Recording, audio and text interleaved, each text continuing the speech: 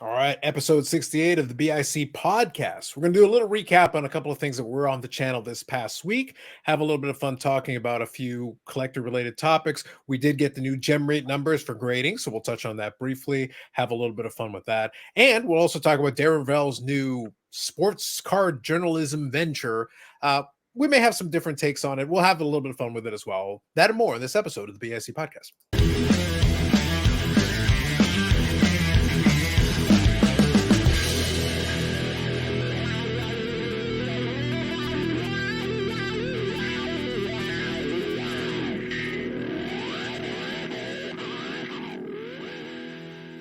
The Gazing Eyes of Brett Favre. Appropriate because I did do a solo bonus episode if you want to check it out on the YouTube channel and on the audio feed. So I did include it in both feeds.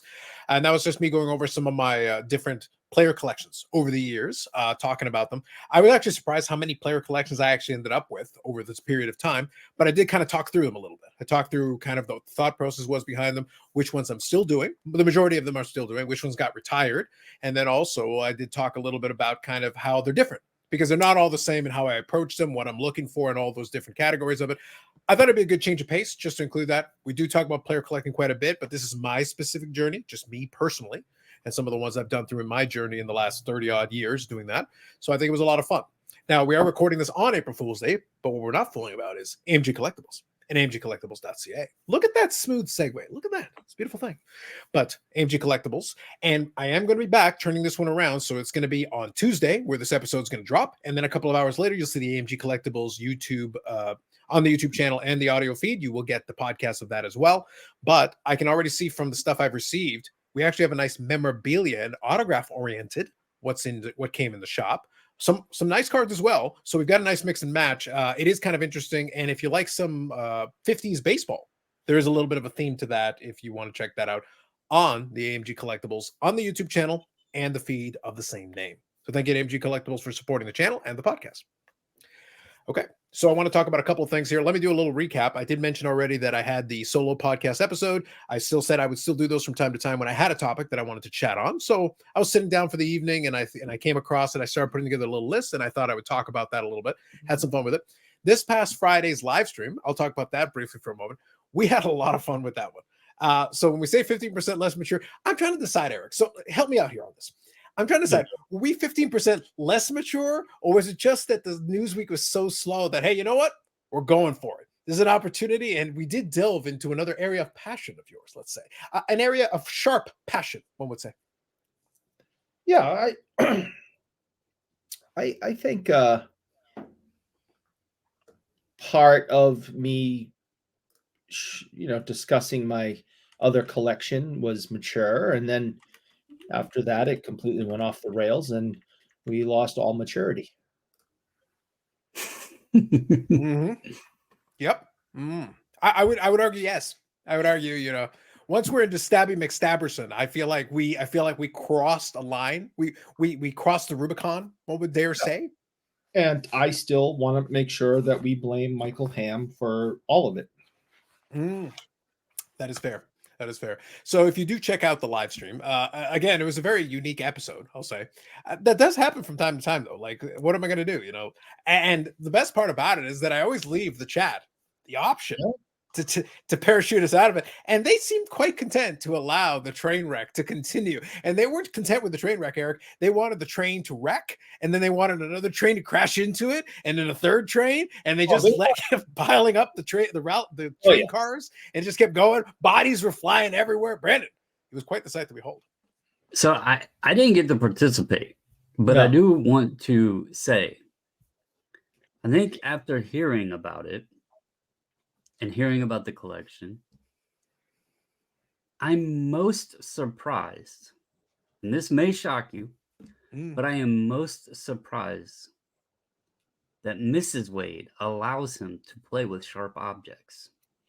That is fair. That is the most surprising part of the entire story.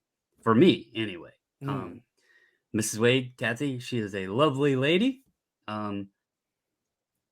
But I'm surprised that she lets Eric have sharp objects. So the best part is that they won't let him have regular scissors. They'll force him to have safety scissors, but then they'll let him have a knife. or knives.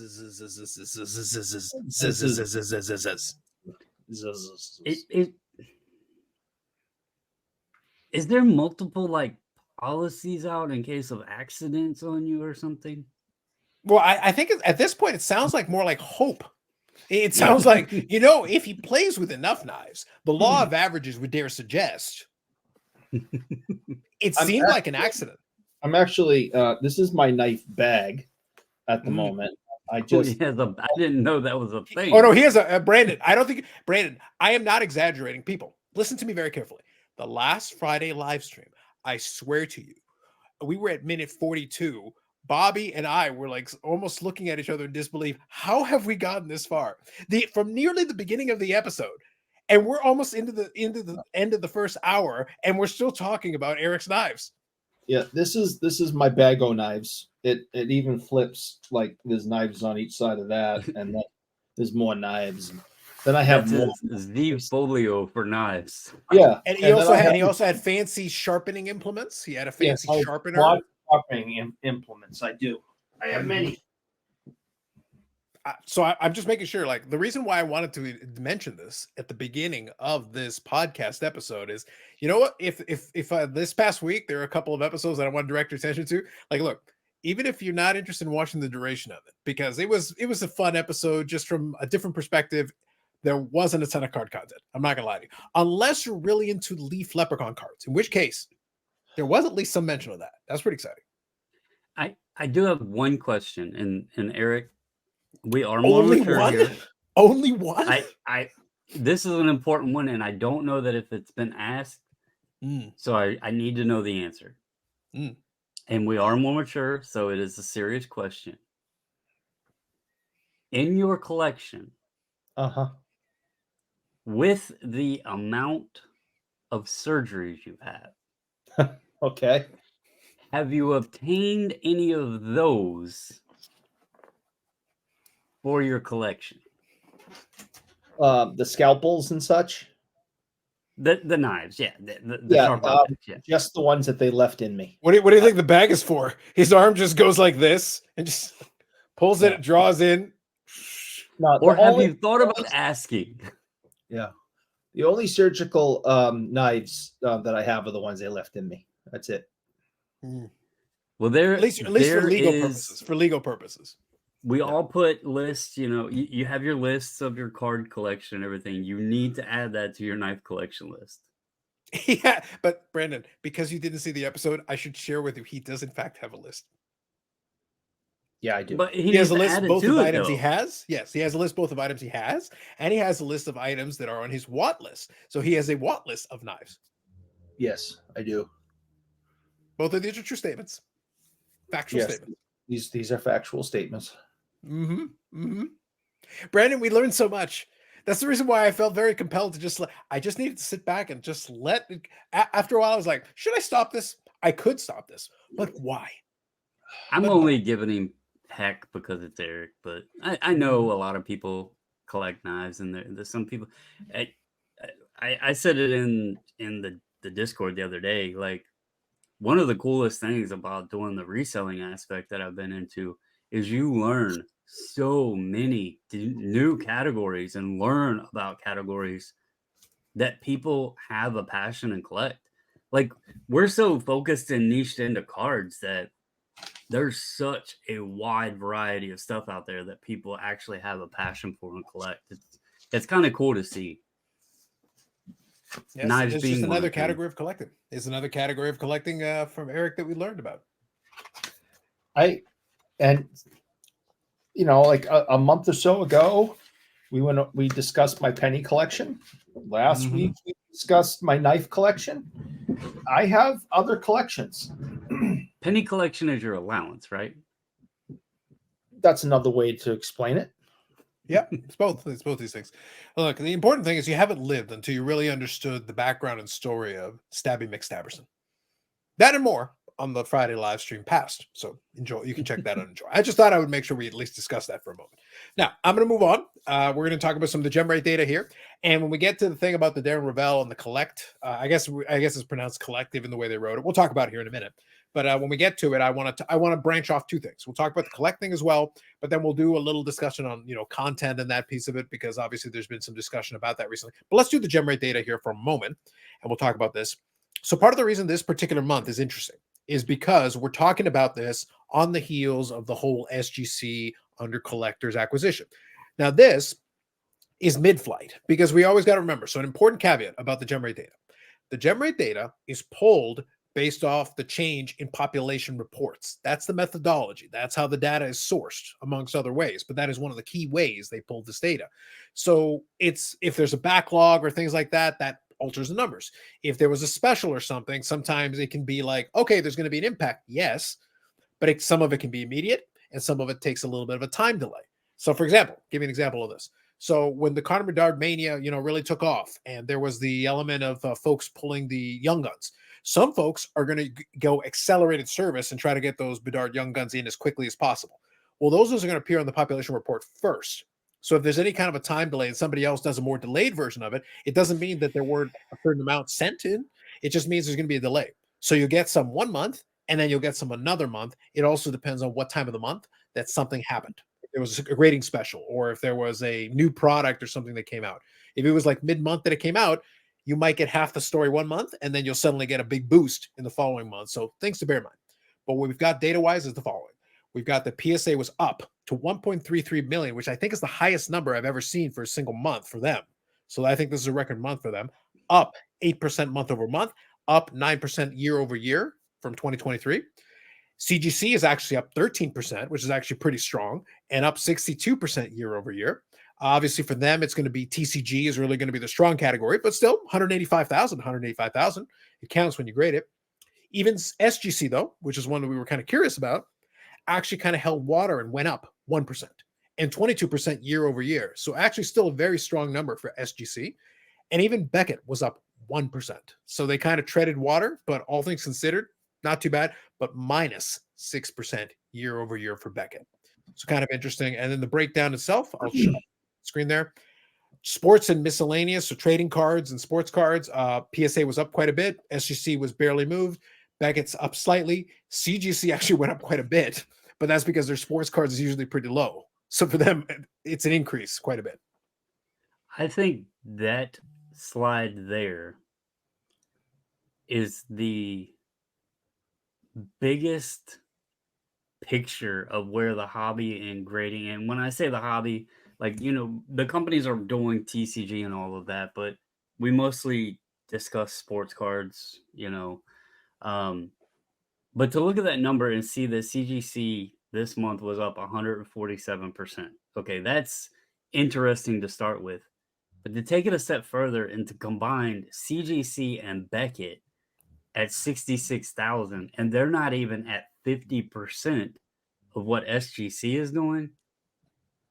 The sports space is basically 1 and 2, and the 1 and 2 is owned by the same company now. So yeah, that's crazy numbers to see that combined, even with 147% increase by CGC, they're still only 50% of what SGC is doing. Yep. And one important factor you want to take in, if you take into account what Brandon was saying about SGC and PSA, this is only sports cards that I'm showing on this slide. So if you're watching the YouTube version, I'm only showing sports cards. I'll switch over to TCG slide in a second. But we've talked about how TCG has grown and become such a strong piece of the puzzle here. But for sports cards and miscellaneous under sports cards, trading cards alone, we're talking 952,000 sports and trading cards, not TCG, from SGC and PSA, the combined entity alone. So almost 1 million sports cards and non-TCG. So that's an important factor. We shift over to the next slide. The numbers are obviously going to shift accordingly. SGC is at the bottom of the totem pole when it comes to TCG and non-sport. They're not really a player in that game. Beckett is actually kind of hold steady. They're actually about 50-50. For Beckett, they're about the same in both categories. CGC is much stronger in TCG and non-sport, much more their alley in their category. But even PSA kind of held water more or less with theirs, considering how TCG had grown and everything. Being -6 year over year isn't that crazy. But it basically CGC is their real competitor in TCG and non-sport. SGC is adding a little bit, but not really moving the needle. but it's in the sports cards is really where they've helped quite a bit. And the lead has grown exponentially on the sports card side with those two combining forces. Yeah, that's crazy to see. Like such a large percentage growth with CGC there, and the two. I mean, you think about it. I know it's been what 6-7 years now since the shift kind of happened, but even looking at 7 years ago, it wasn't that too long ago. And Beckett was kind of the dominant force in sports, and now you take two companies and they're a fraction of what the other two are doing. That's just insane to even think about. Absolutely. But that just gives you a little bit of a sense. So hopefully you got a little bit of a taste of that. I'll include a link to the Gemrate data for you if you want to check out their post. It's informative if you're kind of interested in how things have gone as far as that's concerned. It's going to be interesting to see how it goes now that we're into the spring time period. We've talked about already how the Bedard thing is going on. And actually, as we're chatting a little bit here, and we'll move on to the next topic, I'll actually try to find the Bedard data as well, because I was kind of curious how the PSA 10 is doing, because we talked about it the last couple of weeks, how that's going. And I'm going to see if I can pull it up here in the PSA population report. But just, Eric, just on the surface, obviously you see, unfortunately, Beckett is just not doing well enough. You guys are going to have to step up your game. Maybe you have to cut some people. Like if you cut some people, maybe that'll help. But the point is, anything surprise you or anything catch your eye of any of the numbers that you saw there? I believe what I saw was minus numbers in Beckett's category on both slides. And that just goes to show you that this company is not heading in the right direction. We're, starting the 4th month of this year. And, every year I'm sure they say, okay, well, what are we going to do different this year? And 4 months in, they're already in the negative. And I just don't know how this company is going to get saved. I think it needs to be bought out. I needs a complete overhaul, a complete new direction, mindset, plan, goals, everything from bottom to top to bottom. How you could be content seeing those negatives, as a company leader. I don't know how people have their jobs over there. It's just, So I don't get it. just to run this by you two, and again, we kind of look at the picture more of the card side of things. And I know PSA is, they have what currency and they bought WADA, but outside of that, I don't know of much. They do the Funko Pops, I guess. I don't know what kind of business they do there, but do you think that some of the CGC and Beckett thing could be, I don't want to say like on Beckett's behalf, but do you think because they have so many other avenues that they're grading that they're content with where they are in cards? Because the one thing I've always said, and I shared a snippet of the email that Beckett sent me, I don't know, a year or so ago, when they were emailing trying to get me to bulk sub for them. The two things that I see with those companies and the struggles outside of, you have to have volume in the hobby space at shows, people doing even people doing reveal videos and stuff gets eyes and discussions out there in groups of, oh, my card got this or this or this, and it's more eyes on it. But neither one of those companies have a structure that really allows for bulk submitters, and I think that really restricts the volume they get. And I don't know if they just don't care because they're set up, Beckett can do comics and they're doing video games and VHS and all the other stuff. And CGC, obviously, they do comics, video games, VHS, all, currency and everything else. I wonder if they're just in so many different collectible spaces that they just don't really care if they grow in cards because they're creating revenue from other collectible sources. So I think that's an interesting argument. So my only counter to you would be the following. Let me pose the question this way. As it stands today, and let me ask you, Brandon, first, and then Eric, I kind of know where the answer is going to be. I think it involves cutting people. So that's a different conversation. But here's my question, though. Okay, so let's say all things being equal, as it stands today, at what price point would you consider sending a card to Becca? How low do I have to decrease the price before you'd be like, oh, well, fine, screw it? Well, that's part of the problem is, well, first of all, that's the one of the 4 companies I've never used. So Sure. that tells you something right there. And the reason for that is exactly what you said, price point. They've always been the most expensive. And I get that their holder could be argued as the most protective. I get the Beckett magazine name and all of this, but they're giving nothing to the consumer a reason to send them cards. And the further you get forgotten, the less and less aftermarket value or secondary market value you have. And then there becomes even more less, or that didn't make any sense. There becomes less of a reason to send them in because then you're Sure. paying even more to get a card graded by a company that is going to sell for even less. And it just, you're defeating yourself. So what price point would it take? Gosh. I mean, you could argue that with CGC. They're the cheapest and they're not, they're not doing so hot themselves in sports cards. So Agreed. No, that's the I reason don't why I know asked the the question. answer Though. for it. Yeah. So I'll throw in my 2 cents, and then Eric, if you want, you can have a little bit of fun piling on. But look, here's what it comes down to. I have used Becca in the past. I've done it through a bulk submitter. Grosvenor out in Canada used to do that service. I believe they still do. Because at the expos, the old expos, you'd be able to submit your cards through Grosvenor. Grosvenor was the one actually doing it. They're the ones at the front of it. So they would submit the cards on your behalf, and then they would basically take care of that element of it, get it back, and then send it back to you, ship it back to your person. At the time, I want to say the price point was in the 20s Canadian, which isn't terrible. Like I've definitely seen worse. All things considered, I've given this story before, but it's still kind of entertaining. They were so piss poor that they couldn't figure out that Sandy Koufax and Mickey Mantle are not the same person. They completely swapped out half my order and they completely screwed it up. And then when I tried to get it resolved, they insisted that I had to pay a reholdering fee. So the service wasn't great and everything. So, and I don't make a big dramatic thing about it because at the end of the day, my philosophy on this is if you do me wrong as a consumer, I'm not going to be overly dramatic about it. I just won't do business with you again. So bottom line, go ahead. Koufax and Mantle were both lefties, so they were in the ballpark. Mantle was a switch hitter though; he was fine either way.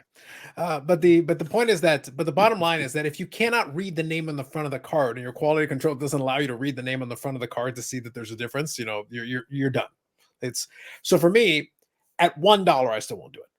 If you paid me, I'm still not doing it. And also, by the way, I actually don't like the Beckett holder. I think it's clunky. I think it's kind of junky. I'm not a big fan. So here's your problem. There is no price point at which I would use their service. So creating a bulk submitter option, like who cares? Like for me personally, it's not going to be a factor. So I get your point though, because you're losing out. I think though that Beckett has put itself in a position where the folks that are going to use them are like the last diehards. They're like the ones that are left because they've lost so much equity. They've lost so much market presence. They don't command respect. So a lot of people just look at them as a bit of a joke. So at a certain point, like you might be in the big 4 technically, but nobody really looks at you as, and by the way, forgetting everything else, they had that issue with counterfeit slabs a couple of years back, and they have never resolved that issue. They have not said word one.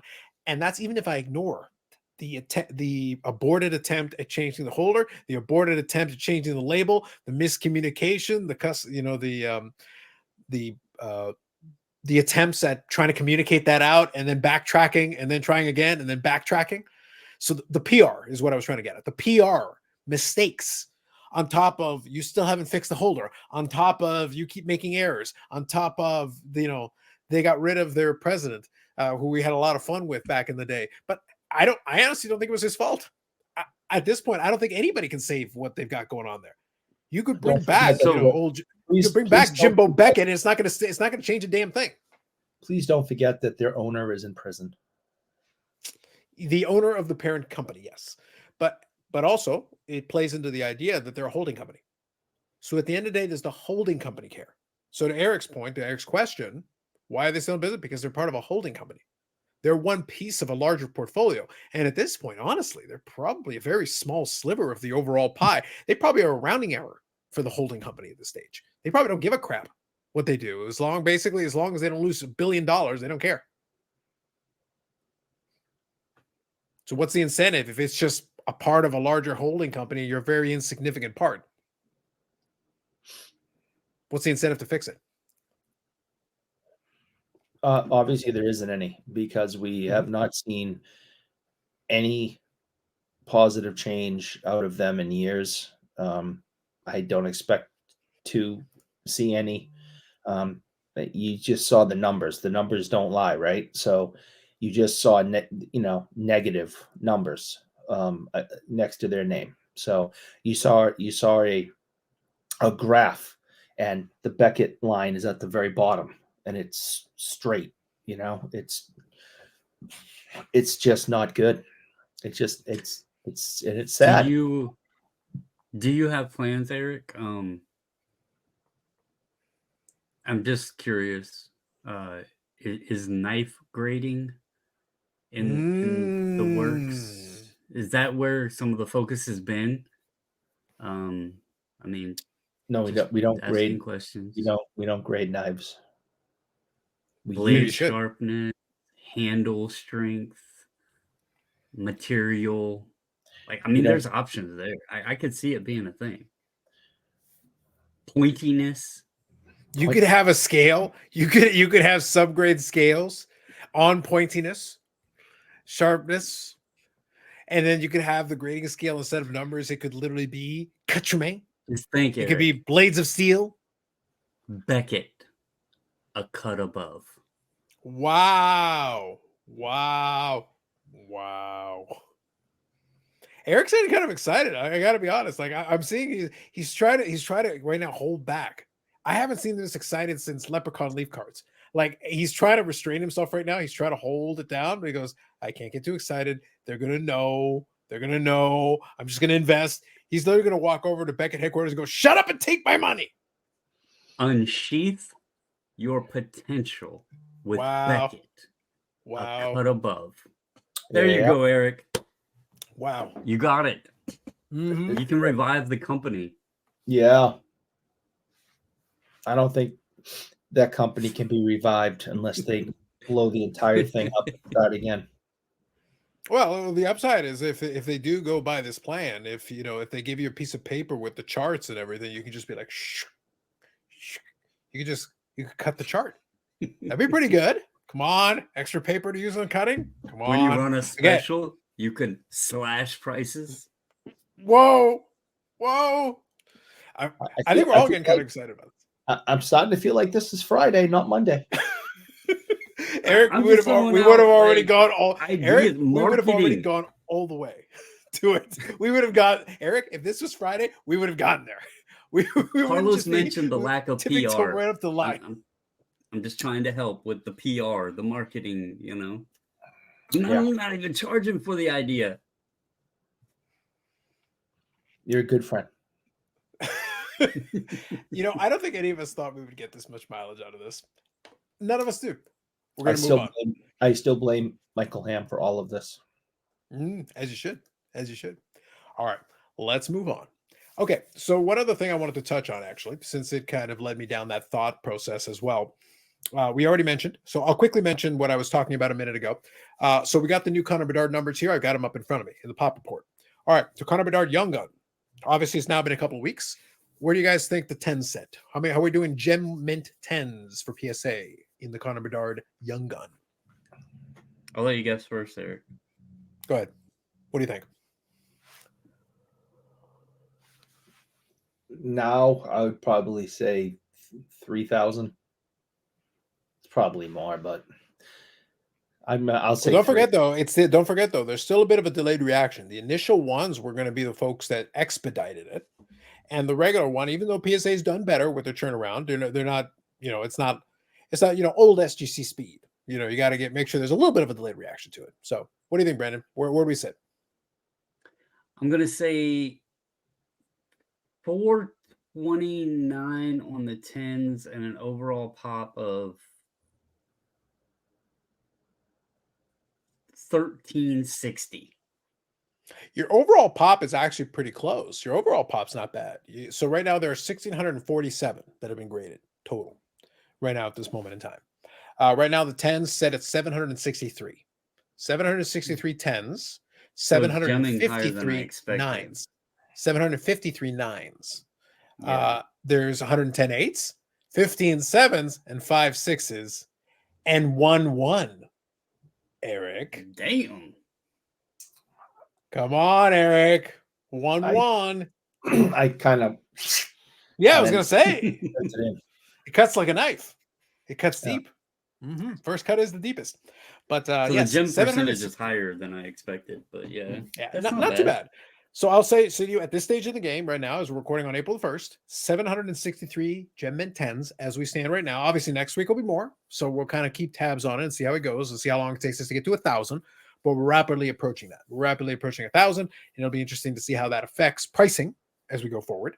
Also, what'll be interesting is I'll be curious because we've got the Hockey Day in Canada, the little promo that they do with the card shops coming up here. And there is some Connor Bedard cards in that. So just bear that in mind.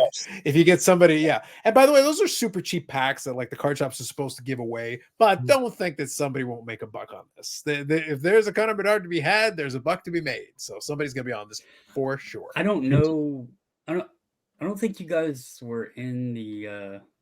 Oh wait, I shared it in the text group, but I was kind of sad because that one Walmart I stopped at it and thought I was going to have opportunity to purchase some retail and have a little fun ripping, turned out to produce 2 Bedard Young Guns and 4 blasters.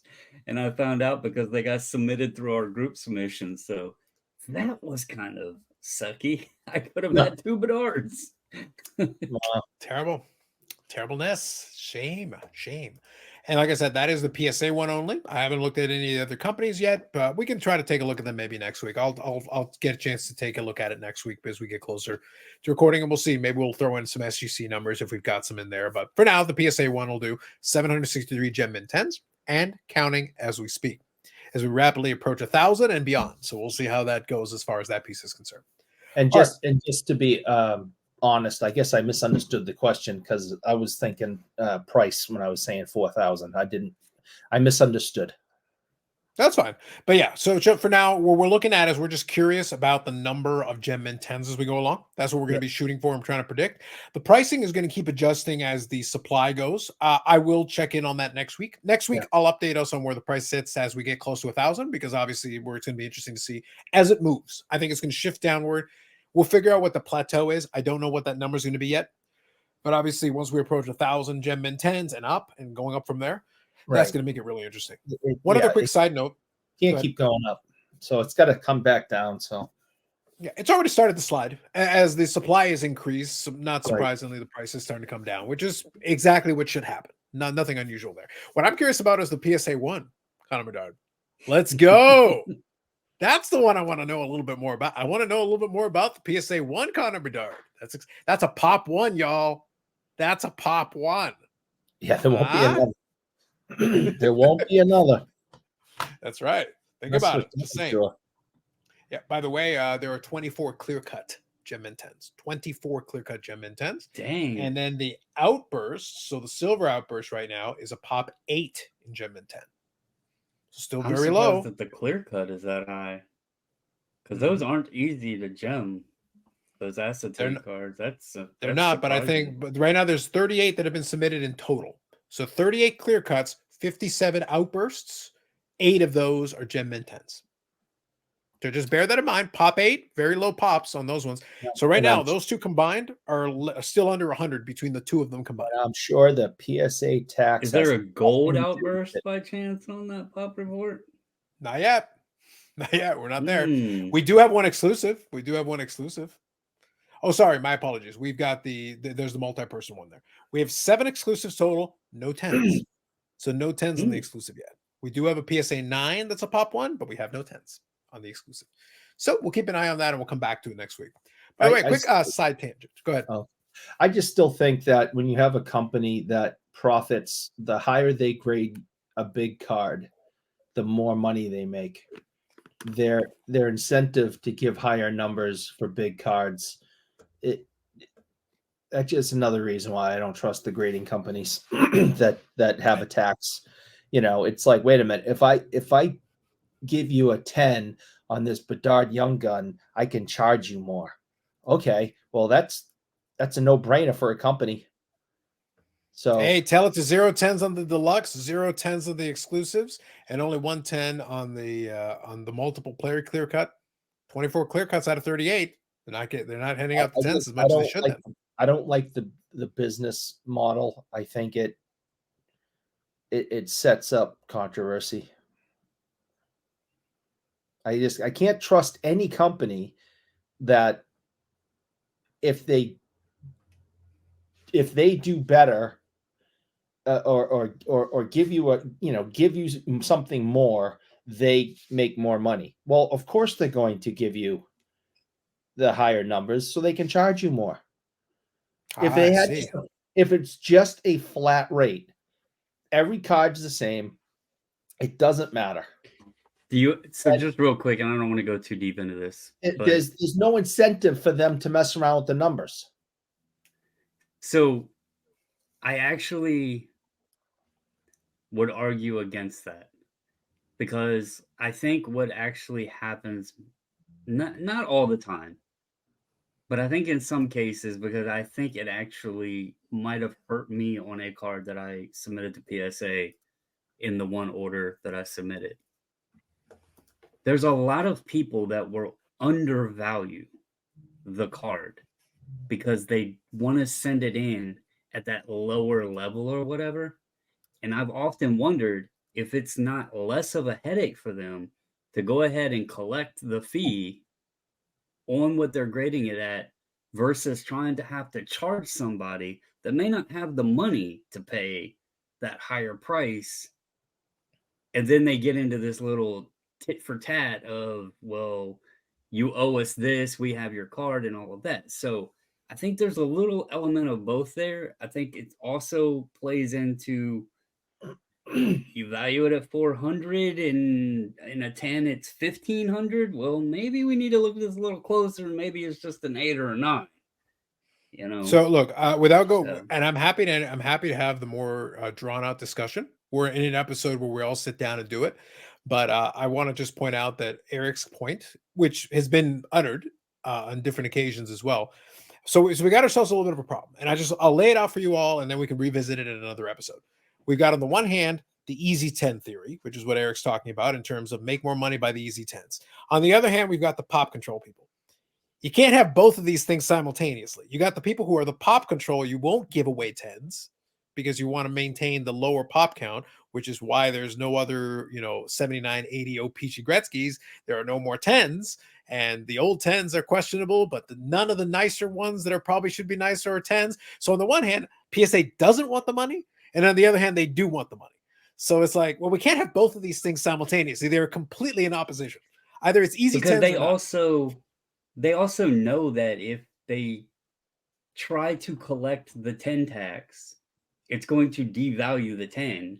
So then you're playing the game against yourself, and it's just going to even out at the end. So like I said, I submitted a card. I walked the line a bit. I actually used PSA's price guide thing against them, because I submitted a card that at the time in a 10 was selling for $1,200, but the PSA pricing of the 10 said $400.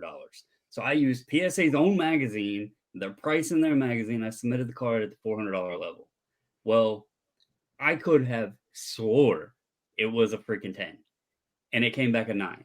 Made sense because a 9 was only worth in the $400 range. So I kind of looked back at it and I was like, maybe I screwed myself.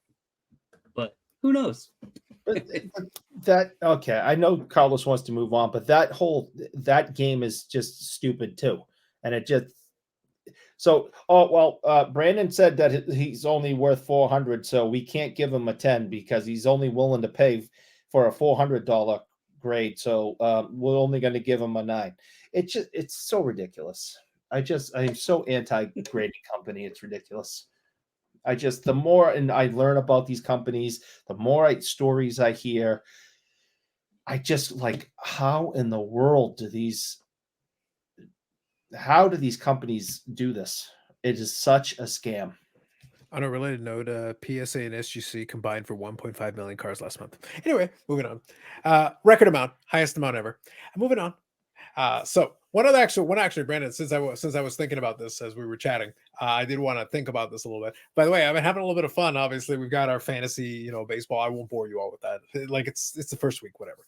But I did laugh because yeah, apparently. But like, here's the thing: our collected boy here, Juan Soto, got off himself to a hot start out there for the Yankees. The Evil Empire against Houston. Now, I'm curious. How long do you think it takes if he has himself like a hot month of April as well? Because he's notorious for slow starts. And he came out pretty hot out of the gate, and he hasn't even played in Yankee Stadium yet with the dimensions that could be favorable potentially, depending on how he decides to play that situation. So I already got my hands on hips short print a couple of weeks ago. So I actually was able to take advantage of that beforehand. So when do we start seeing the uptick? When should I start increasing the prices on my Sotos if I've got any for sale on eBay, Brandon? What do you think?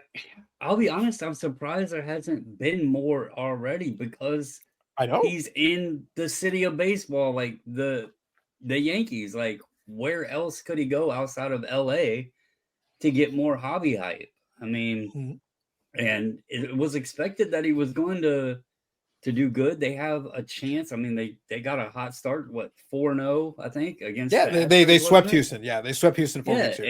So hot out the gate. They're giving Yankee fans hope that they've been over a decade now since they've done anything. So, it was 09, yep. Yeah, I mean, it's a contract year. Like, he's a free agent after this. I expect him to have a massive season.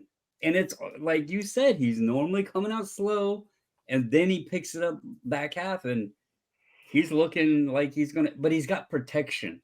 That's what I said was killing him in Washington after the team disbanded and where he was struggling a little bit. He had no protection there. And he has a monster team around him now. And who knows what this kid could do this year.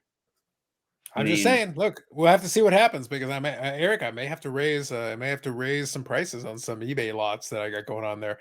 It's like all the people that were tire kicking. It's like I might have to be like, nope, we're gonna have to start raising that bar. We'll see. We'll see what happens. Those, just real quick, because I want to show everybody. Ooh, he's gonna show everybody. I'm not just a Michael Taylor fan or sports card collector. I am a loyalist. Because I drafted my boy on my team, and he is in my starting lineup. And you see that right there? 3 for 4 with 2 runs. He got picked up right before spring training, and look at that. Starting the season at 471.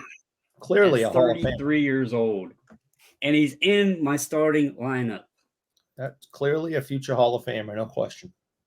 The man is excited. I'm not going that far. I'm just saying I do support. You're not willing to go Jason Robertson far, is what you're saying. You're holding back from the Jason Robertson level. The GOAT. Of GOATs. I don't want to go too deep into that because we got playoffs coming up, and I don't want to jinx anything. Yeah, because jinx. But I have high hopes. Yeah. Oh, I didn't realize. So Fish Boy has 2 home runs. Apparently.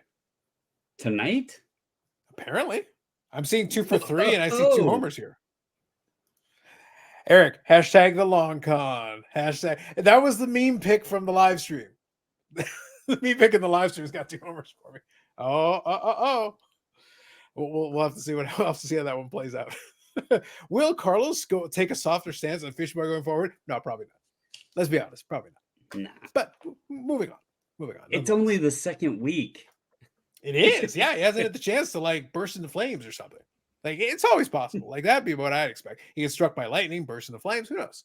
Lots of opportunities, lots of possibilities.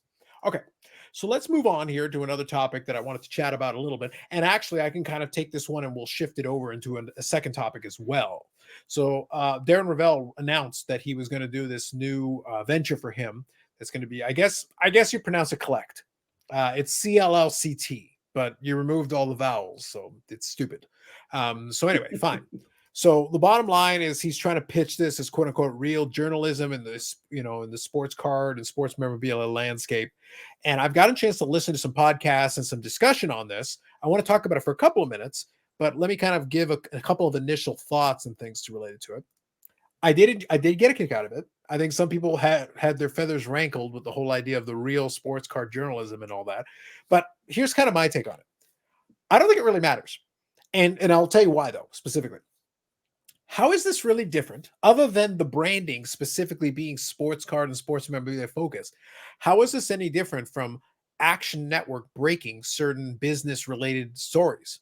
So, like when certain transactions were happening, some of the early articles. So when Topps was purchased by Fanatics, Action Network was one of the first ones to have, if not the first, they were one of the first ones to have kind of some details and everything. When the cardboard thing blew up, there was a whole article on Action Network related to that. So others, when the SGC transaction happened with collectors, Action Network and Darren Rovell and those guys. Well, if it's basically the same thing, but under this collector thing, then it's just Action Network, but more specific. Instead of the gambling element, you're focusing specifically on the sports card and sports memorabilia, kind of the business section. So if, a breaking news thing happens and I make a video related to it, instead of saying from Action Network, it's from Collector, what difference does it make? For me, it doesn't make any difference at all. But that's what kind of my first thought that came to mind. I was like, this is basically just the Action Network thing, except it's more specifically focused on this niche, on this specific section. I guess what rankled them was the idea of real journalism. It's like, well, you're using sources, you're citing sources, you're doing all that, and you're researching from that perspective, and then the rest of us are kind of piggybacking off of it. That's basically what happened before. I don't know. For my initial first thoughts. Who wants to take that on? Go ahead, Eric, and give your opinions. And let me stew on it a minute. I don't follow, the Action Network and follow, any of that stuff. So, that's not usually where I get my news. But when there is news to get, it would be nice to have a trusted source to go to. Oh, that's new. Someone's got that again. Someone's got to teach me. That was great. That was the confetti you were cutting up. Yeah, someone's got to teach me how to shut this stuff off. Oh my god. So it would be good because over the last, several, handful of years now, things have come up. We've gone live on Friday. The chats, hey, what do you think about, fill in the blank? And there's been a handful of times where like, well, we don't really feel comfortable in discussing that because we don't have all the information, or we don't know where to go to get more information, and it's hearsay and it's, internet nonsense. It would be good to be able to go someplace and get that information quickly, and if it is truly reliable, I think that'd be kind of fun. If it's just going to be like a gossip site, then I got no interest in it. But if it's actually going to break things down of what's going on in the hobby, and especially the bad actors, so you'll know who's out there, trying to screw people over, then yeah, I think that's good too. I want it to be more like 60 Minutes instead of TMZ. Well, I don't think so. I think initially, and Brandon, I'll get your take on this. I don't think it's going to be either of those things. I think it's really going to be more like it's more like the Wall Street Journal. It's going to be something more aligned, kind of in the middle of those things. So Uh-huh. I think there will be some stories and everything that will draw attention and do that. But I also think that they will use so when somebody says real journalism, look, here's what they're really talking about. They're talking about citing a couple of sources. They're talking about having certain contacts. They're talking about reaching out to people that would know inside of the thing. But like that's why I said a moment ago, is it really fundamentally different than the Action Network thing? Because basically that's what it was. It was Darren Rovell reaching out to certain contacts that he has related to and getting certain details, and then maybe corroborating with other information or looking at combining this piece that corroborates this piece. So I heard this, and then this other piece of evidence seems to corroborate with it. So the 2 or 3 or 4 things combined seem to suggest this is what's going on. Somebody says X, you corroborate it somewhere else, and then there's your story. You run with it. But in the same vein, I think a lot of it is going to be almost business oriented and dry. If you try to go the business oriented, if you try to go the TMZ route, you could, but then you're going to need a more sensationalistic kind of thing. The funny thing is the cardboard one kind of falls into both. You get information from a couple of sources, but is it sensationalistic? Yeah.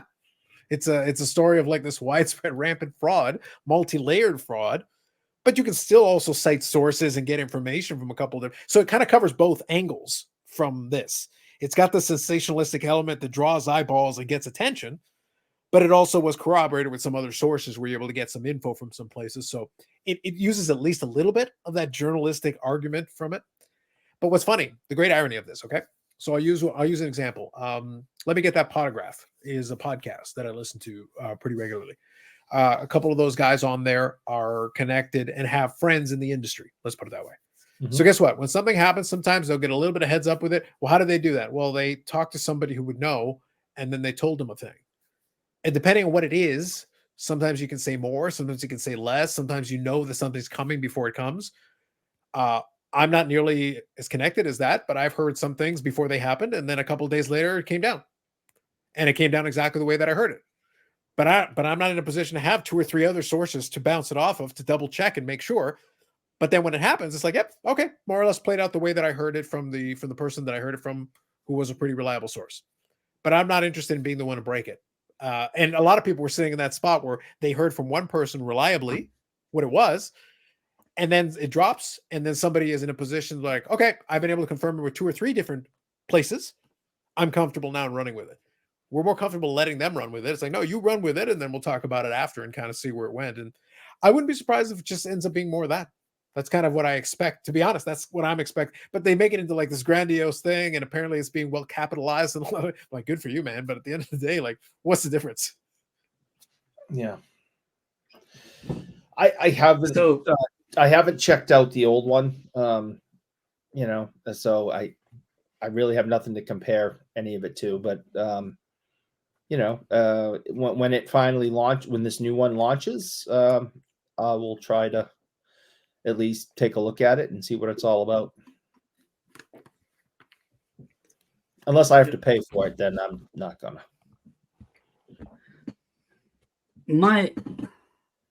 I think my biggest thing is like from reading the tweet and the way it's kind of been presented, and you mentioned right there, it's probably not going to be just your normal average Joe like news type stuff, because it even says right on the thing, invest yourself. Mhm. It's probably going to be investment type things, and record breaking sales, or this 6-figure piece sold or whatever. Mhm. And that's fine. Or the for business, audience. business mergers, Yeah. acquisitions, that kind of business content. The truth, like what I have found, a lot of the stuff that's talked about out there, and whether it's a reliable source or not, unless it's directly affecting me, I don't really care. I've kind of roped things back into just being a hobby and not worrying about what other people are saying or doing or whatever.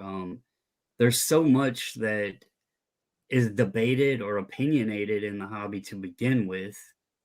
I think that's where a lot of the news and that kind of stuff even comes from, is because it's an opinion on one thing or another. Like Carlos has said, obviously I have people connected with SGC and stuff like that. I've known things before it was announced, or I've been even asked opinions on some things that were being discussed or possibly going to be presented. And I've never ran and like did a video on it or even did a breaking news type thing or whatever. If my rep would call me and says, "Hey, this is what I got, this is what's going to be happening. You're okay to share it with your folks," because obviously I have a lot of people that pay attention to what's going on because they submit cards through us, so I share that information. But otherwise, like, I don't know, like what is out there that is newsworthy of importance that needs to be dictated on a website or whatever. I mean, the hobby is it's gotten to be drawn into this bigger than what it really is ordeal. And I guess that's because of the dollar amounts and the money that's been influxed into it, rather than it being this fun, innocent, we're collecting cards of guys that, Mike Modano or Reggie, how many ever lemons that you want, or Hey, that's Jason serious Robertson. business, man. That's serious business. I know what you're talking about. But in seriousness here, when you simplify it down to what we just enjoy, does any of the other shit really matter? I mean, it's going to happen whether we want it to or not. And I've just found, pick the pieces from it that I enjoy and that I'm okay with, and the rest of it, I have no control over it. And so it's going to happen no matter what. And so I don't even consume much content anymore. That's why when Carlos brings up some of the topics, I'm like, I don't even know, because I don't watch a lot of it anymore. But it just got very what's the word? I want to say cumbersome, but not. It got very fatiguing, like, because it was like once the boom peaked and everything started, going to where we knew it was going to wind up, it just turned. This switch just turned, and it was like everybody was just trying to find news, and half the time it was drama and BS, and it just got old listening to it. So it was like everything was sunshine and rainbows and unicorns when the boom was there, and then afterwards it became a shit show. And it just, I don't know, that's kind of why I wanted to do this with you guys. It's three of us here just having a conversation about the hobby, about our collecting cards, whatever, giving each other a little bit of hell here and there in between, but it simplifies it back into fun and what it's intended for, just being a damn hobby. So that's my take on it. I could give two shits about this website, to be honest. So just being fair. Darren Rovell, you may pass your correspondence to Bobbles and Ball Cards. What's funny. Look, what's funny about it is the reason why I wanted to kind of get your angles on it is that, well, that's why I led with the beginning. It's like I don't think it changes anything. I think he tries to make it. I think they try to make it a little too dramatic. They try to make it into a thing. By the way, I don't think there's anything wrong with it either, because I am a little bit more interested in the business side of it. I don't mind that. To me, it's interesting to me. But what the irony of it is that Brandon isn't wrong, but at the same time, let's be blunt about this, and this will kind of take me into the content conversation that I want to get to here in a second. I want to start with this, but then I'm going to get into the more general content conversation here in a moment. But look, here's the bottom line about it. We can say that as much as we want, and I believe that Brandon is being sincere when he says that, and I think there are other people that share that sentiment. But what sells when we talk about views and clicks and attention? Correct. Drama. So people can be like, "Oh, I don't want the drama. I don't want the drama." Yeah. That's why you're watching hours and hours and hours. That's why you can tell me verbatim, "Well, did you hear what this person said?" And you're the guy who tells me he doesn't like drama. And you can tell me exactly what they said. And then this person said this about this person. And then Eric said, he's going to cut them. And then it's like, it just went from there. It just continued on and on and on and on. And you can quote me what everybody said. Well, because you see, in the Discord and we chat, privately or text or whatever. You've seen that I have not paid hardly any attention to. Like there was I'm not going to mention people's names, but there was a video and an issue that was floating around the Discord the other day, and I was like, fine, y'all got me to bite the bullet, and I want to go see what's going on. But I didn't care. Like, I was just like, what the hell are y'all talking about? Because when there's a conversation going, then I'm like, all right, what the hell's going on? But other than that, I wouldn't have never went and watched it. Yeah, but the point though is that that's all fine, and that's why I said a second ago that can be true, and other people can share that sentiment. But then I go look at the numbers, and the reality is that most people you're not do wrong, care. right? Most people are paying attention, which is why when XYZ happens, the same people that'll be like, "Well, why do you even talk about that? It's not. That doesn't matter. That's not a story. I want to hear about collectors. I want to hear about people's collections." Like, great. And you mean the videos and the things where you don't pay attention? None of you are watching. You don't give a shit. It's the algorithm, and it is YouTube in general. And I will step away from the content side, doing it in the reseller space. People will say the same thing. I want to see the what sold. I want to know what's selling and blah, blah, blah. And you can do a damn what sold video and hardly anybody watches it. You do something about eBay's slow sales or eBay issues or something like that, and the video will blow up. Yeah. It's like you're spot on, and it's not just in this category. It is it's social media. I'll even take it outside of YouTube. It's like society today. The train wreck gets the attention. Yeah. And look, just not to spend too much time on this section of it, but I'll just give a quick reminder for those that are not familiar with it. Whenever we talk about the algorithm and everything about YouTube in the last couple of years has come out and given a little bit more information about the way that algorithm works. That algorithm is tailored to you specifically, meaning it's not a general one size fits all.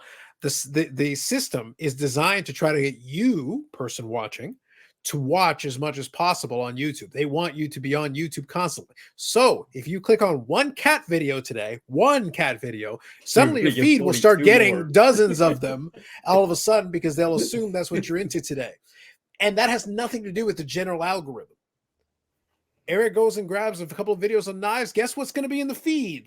Top to bottom, left, right, and center. Cyclocross and knives. Knives and cyclocross. People stabbing each other in cyclocross meets. That's what's going to happen. It's going to be a full feed of that. Top to bottom, front to back. But that's only going to work for Eric. It's not going to work for Brandon. It's not going to work for me. We're going to get a different variation of it because of what we actually. So whenever you're saying, I don't want to see, then why are you clicking on the stuff that makes it show you that? Because if you're seeing it, then you kind of do want to see it, because the system looked at what else you watched and says, well, this is like it, so we're going to give you a heavy dose of that. That's the reason you're getting it. It is. See right there? Look what he's doing. He's got the bicycles. He's got the bike. Look. Brennan, it's all true. It is all as a prophecy foretold. Like, but I'm being serious. Like the infamous algorithm is tailored to you, the individual. It isn't the grandiose, so if you're not getting seen, it's that people aren't clicking on the stuff you're providing. So maybe all that collector content that you love so much, maybe people aren't clicking on it as much as you'd like to. So it's a chicken or the egg. You try to blame the algorithm. It's like, but that's not what they're watching. If they're not watching other people's collector stuff, they're probably not going to see your collector stuff, unfortunately. So the only way you can get what you're looking for is to get them to actually start watching those things with more consistency. If that's what happens, guess what? You're going to get fed. That's how it's going to work. All right, what do we got here? Oh, he's got the knife. Yes, Blade HQ. Come on. Hey, is Blade HQ a subset of Card HQ? I think that's one of the channels that's for the website that's going to be BLD. Mm-hmm. Yep. The Blade News channel, like, invest yourself, a new era for the collecting community. See, Rovell, I'm giving you ideas. You need to put a little tab under there. He needs to have a spinoff. He needs to have a couple of spinoffs. Yeah, you do the BLD. That's right, man. It's pretty exciting. And here I got hobby hotline and bike racing right on the right there together. It's all the things, man. It's all the things. Amazing. But that's the reality of the algorithm. So last little topic we'll touch on here, kind of playing off of that as well. So obviously Darren Rovell has got his vision. He's hoping that with the money that's been thrown into this thing, that he's able to draw eyeballs to this type of very specified content. So I was chatting with the guys and I was telling them about I think it's Sports Collectors Daily. I always get the acronym wrong, but I think it's Sports Collectors Daily.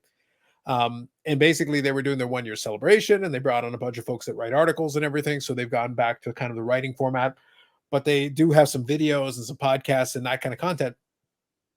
But one of the things I was thinking about, and we had that on the Discord as well, is that there have been some folks that have made more than one, it's just not one, that have made different videos critiquing the type of content that's out there and everything. But I'm almost kind of back to what I said a second ago. A lot of the content is going to become tailored to what it is that is actually drawing the eyeballs and clicks. If you're a person who just likes having a YouTube channel and you just want to make whatever you want to make, well, then you're still going to make it. But then you can at the same time complain that you're not getting enough eyeballs on it because the audience is kind of telling you what they want. They're telling you they want drama. They're telling you they want, some of these things. They're telling you they want an outlet for, if they want to complain about something, they want an outlet to give their commentary on that thing. Because what happens that draws those eyeballs? Go ahead. I was just going to say, look at the general premise behind the entire term of clickbait. Like when people say my title or my thumbnail was clickbait, it's not, people aren't putting a collection or a collector thumbnail and title in there and saying, I clickbaited you. This is going to be all about drama. No, it's literally like some dramatic thumbnail and some dramatic title to invoke someone to click on to see what the hell is going on. Like that's just the simple fact and the definition of the term clickbait.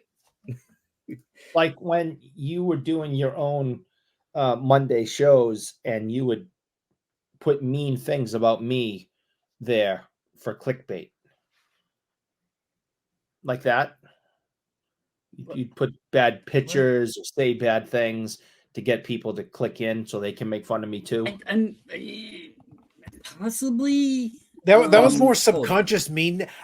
My theory is that was subconscious meanness. I think deep down inside Brandon's like alter ego took over and he's like, let me write something horrible about Eric, or let me show a picture of him in an unflattering light and things like that. Yeah, he did that a bunch of times. Yeah. Do you mean the one where the fact that you have to think? Do you mean the one that means there's more than one? Hold on, I gotta narrow it down. Give me a second. Okay. Yeah. Oh, there was the one I made the card with. Oh, he's laughing. Yeah, funny. Yeah, clickbait. Mr. Clickbait's right there. It was only twice. Brandon, may I remind you, Stabby McStabberson is over there. Like, just remember, listen, bro. If you're gonna come down in November, we're gonna have security at the front door. We're gonna bring metal detectors this time around for everybody's sake. It was only twice. It was the card I did, and then the one where you were eating the chocolate stick.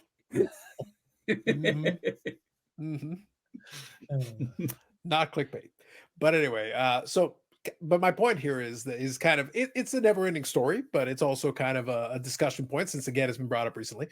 I think so. Let me take it in this angle. I think it's interesting that we're now at a point. That's why I mentioned that last Friday live stream where we had a little bit of fun. I'm never worried that we're not gonna have something to talk about because we can talk about all kinds of random crap. The point of that Friday live stream is it's supposed to be a discussion about whatever. It's not meant to be it doesn't have to be hobby related. Of course, generally speaking, there's plenty of topics to talk about hobby related. But right now we're in a bit of a lull time period where there isn't the greater stories or the more resonant stories. We had the Kurt's Card Care thing a couple of weeks back. We drove that into the ground. We beat the horse into glue. That's done. And I'm sure it'll come back again. But for now, it's, that's kind of where we're at. And I'm sure there'll be something else that comes up with something else related to it. But a lot of those stories right now are just kind of recycled versions of stuff we've already talked about in the past. That's the reason why it was kind of fun to have that diversion where we went into a different direction. And we're capable of doing that. And it's not unusual for us to do that. But it's also indicative of if there was more going on hobby-wise, there would be more of those things to talk about instead. And the audience gets to choose. But the audience also gets to pick. The audience has always had the opportunity to be like, hey, we could steer the ship in a different direction if somebody really has something that is catching their eye, that is interesting to them. But because of that, I think that a lot of the content that exists right now is kind of derivative of the same stuff. And I think a lot of folks are stuck in a rut. That's why I found it very ironic. That's why I've said the last couple of weeks I've been talking about it, that I found less motivation or incentive to produce too much outside of these podcasts and the live stream, because I get to cover whatever topics I want to talk about in these venues. And then standalone videos become redundant. There's no point in me making another video talking about the same topic when we've got a chance to hash it out. But at the same time, personal collection wise, personal hobby wise, the beat goes on. The wheels are still in motion. Like nothing's stopped. Nothing's even really slowed down. But general news or dramatic topics to speak on, it just isn't that much right now.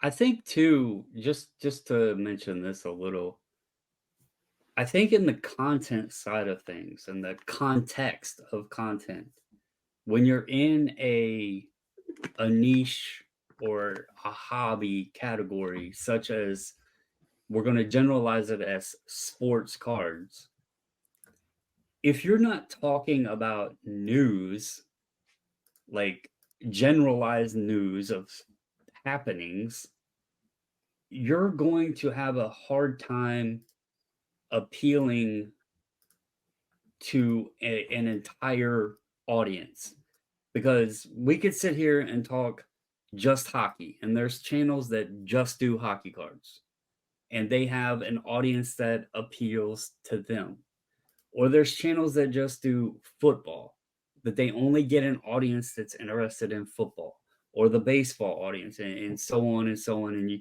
you break it down even further, F1 or soccer or whatever. But you're then cornering yourself in just a small piece of the hobby. And when people are trying to grow, I think they try to find ways to grow their channel or grow their audience.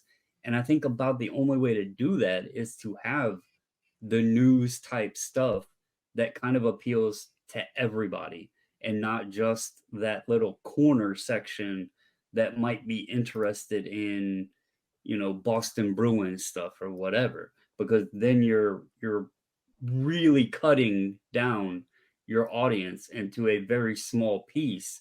And I think that's why some of the channels that do try to grow, or maybe, I know we've butted heads many times, but Neo has said before, it may not be the content you want to do, but sometimes those ad reads or news reads or whatever are the ones you have to do if you want to grow your channel, because that's what people are going to watch.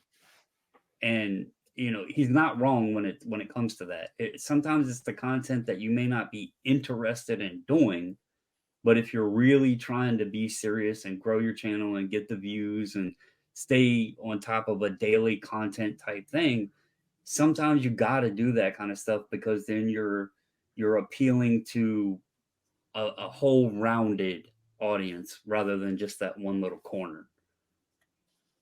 So I think you touched on a couple of fun points. Oh, and I also appreciate the various knife and cutting puns. I think Eric appreciated them as well. It's a wonderful thing that we've unlocked, really, truly. But the point though, is that, and you did touch on this as well. The point is that, unfortunately, if you do try to put yourself in the bucket of trying to produce constant content, it creates a bit of a pressure, but also it kind of forces you into having to scrape the bottom of the barrel, meaning you are going to regurgitate topics that you've either already driven into the ground, or you're just going to look to, it reaches a point, and this is a critique we've had of, folks who remain nameless, where it becomes that you can't come up with anything. So all you've got left is, I'm going to react to what somebody else did. That's the content. The content is, somebody else said something, somebody else did something. Here's my response to it. Here's my version of it. Here's my take on it. Because I need to make a video today. Because today I need to make a video. And even if I really did feel like it was warranted, even if I really did feel like it was interesting enough to talk about, well, we need a video today, so that's what we got, and that's what we're going to do. So I've kind of gone the other way, where if I just don't have anything interesting to add, or I don't feel like it, I'm not going to go out of my way, because we did that. If I wanted to do a standalone video, I think it was this past Friday, or it might have been the Friday before, I did the thing where I mentioned the Jeff Wilson show, where he gave some lessons from Michael Rubin, and Michael Rubin came in and he had clips of Michael Rubin talking and all that, and the allocation piece. when we weren't cutting like a knife. We had a moment where we briefly touched on that, but there wasn't that much to it. So it didn't warrant like a whole drawn out. By the way, I could have made that a standalone video. I could have gotten 5, 6, 7, 8 minutes out of it. There you go. Hey, there's my video. Done. I've met my obligation for the day and I've taken care of that business. Extend your AMG thing and you could get to the 8+ minutes. Just saying. Win-win, man. Win-win. But the point is that there wasn't that much meat on the bone. It'd be you just stretching it as much as you can to be like, I'm just going to take whatever scrap, whatever morsel. Because really the only thing that was said that was different was an acknowledgement from Ruben that the kind of shop that they were doing was the kind of shop they were looking for, which we already suspected. But in this case, we got to hear him say the words. That's really the only thing that changed. It took what we already suspected, what we were already pretty confident was the case, and we had him on record, on video, on camera, saying the words. And that was the closest thing we had to a news story. Like, that was it. It wasn't really a news story per se. It was just like, all right, this is an admission of what we already suspected. Confirmed, here we go. We've confirmed it. And no surprise on that end. And if that turns out to be the case, or if it was already the case, and this is just the admission of it, one way or the other, that's what they're going to need. But at this point, even Cards HQ has already been played out. There just hasn't been that much new coming out of there that's that interesting that I think is worth discussing beyond this amount we've already done. So when you run out of stuff to talk about, you're going to have to either scrape the bottom of the barrel or basically make something up. And I don't even mean make something up in the sense that you're lying. No, it just means you try to make something interesting out of what's sitting there. React to it, respond to it. See? He's going to cut you, man. You got sound effects for us and everything, Eric? There you go. See? This is what we got to work. Brandon, this is what we're doing, man. This is what we got. That's it. Think about it. Do your little confetti thing that you cut up again, Eric.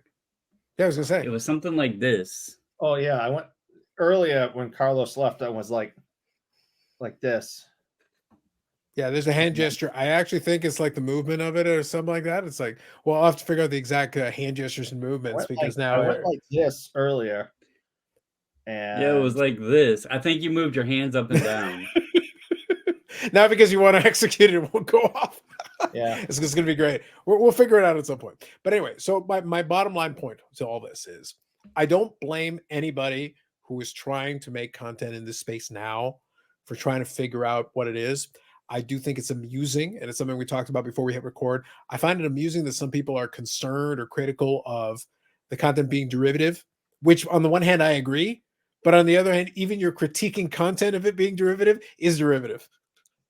There's irony in like even the critique of it being derivative is derivative. So it's like, what are we even doing at this point? Isn't that what we're doing right now? Yes. Yes. Hashtag, I understand the irony of it. Yes. But I'm also doing it right at the end of a podcast. So, and we got other things in there. Like I said, this is a situation where it's the Spider-Man meme. That's how this works. That's how it works. So I hope you all took notes. That is how this works. By the way, also the algorithm, if you're seeing those videos, secretly you wanted to see those videos. Don't lie to people. You clicked on them. Don't lie. We see what's going on. YouTube can see you. I love when people send you offers when you're on away mode on eBay. Just to throw that out there. I'm not accepting. Oh, I was going to say, was it a good offer? No, not so much. No, I can't accept it anyway because I'm, going on vacation. So I won't be here to pack the order. So shame. Well, on that bombshell, I think we'll call it an episode here. Brandon has got to start preparing himself for vacation. He's off to take a little breather, a little break. But you can check out the most recent video on his 540 flips. Also, you can check out Bobbles and Ball Cards. On occasion, there'll be videos and things on there. Eric can send us an ore. And if you're lucky, he'll cut you, mate. Cut you, man. Mm-hmm. You can learn more about that. And we did learn that allegedly. Now, by the way, just to end the rumors, is there in fact an Instagram dedicated to the knives? There is. So we don't know what it is. We don't know what it is. He's hidden it. He refuses to disclose what it is. I have see, 3 Brandon. Instagram. Brandon, I am doing some journalism right now. I just Is wanted to confirm or deny that there is an Instagram on the Knife. I Is have it a 3 transition from the goalie Instagram account? This is Yeah, different, so separate from it. I have 3 Instagram accounts. I got my main one, my Holy Boston hell. Bruins, goalie account, and then I have one that would have knives in it. Do you have a TikTok? No, I don't really understand that. Are you in a clubhouse? I've been in Clubhouse for years now. Wait, For- so is for there your is there a Knife Clubhouse? There probably could have been in the past, but with their new setup, I don't even know how to start a room to even ask anybody if they wanted to join a Knife Clubhouse. I don't know how to. All of you guys with the knives clearly need to get a room. And I can just imagine with it being audio only, the sounds is just people sharpening their knives. That's all you hear. That's the only sound. Maybe It's a like stream every ASMR now for and then, knife a guys. curse word if they cut themselves. Yeah, it's like ASMR for knife guys. That's the Clubhouse room. Brandon, I just come up with an amazing idea. Okay, we're done. Moving on. All right, episode 68. Next will be episode 69. Nice. There you go. So we'll be back on that episode. On the YouTube version of it, more videos coming up on the channel. Live streams on Friday at 8 p.m. Eastern Standard Time. By that, between now and then, Eric may have stabbed several people, allegedly. Who knows? We can never be too sure. And hopefully Brandon enjoys his vacation as we move on here. So enjoy the beginning of April. We are now entering into the second quarter of the year. So that'll be interesting to see what happens from here. If again, we look up, praise the content gods, and maybe King Golden will light himself on fire and give us something to talk about in the next couple of weeks. We can only hope. And it'll be we've got posted less on than a month till Collect. Expo. That's right. Posted and collect. And we've got less than a month till Expo. So next couple of weeks, we'll be talking about that more a little bit as we get it closer to the spring Expo. For the audio version of it, hopefully you folks can enjoy. You can also get a link to the YouTube version of it where you can see some of our hand gestures, mostly obscene, that we made in the direction of Eric. Possibly. And like I said, the live stream is 15% less mature. So that is quite the bar. I want you to think about that. 50% less mature than what this came up as. It's much worse. Yeah. Way worse. Yes. Way worse. Mm-hmm. So that's it for us. We'll catch you in the next one.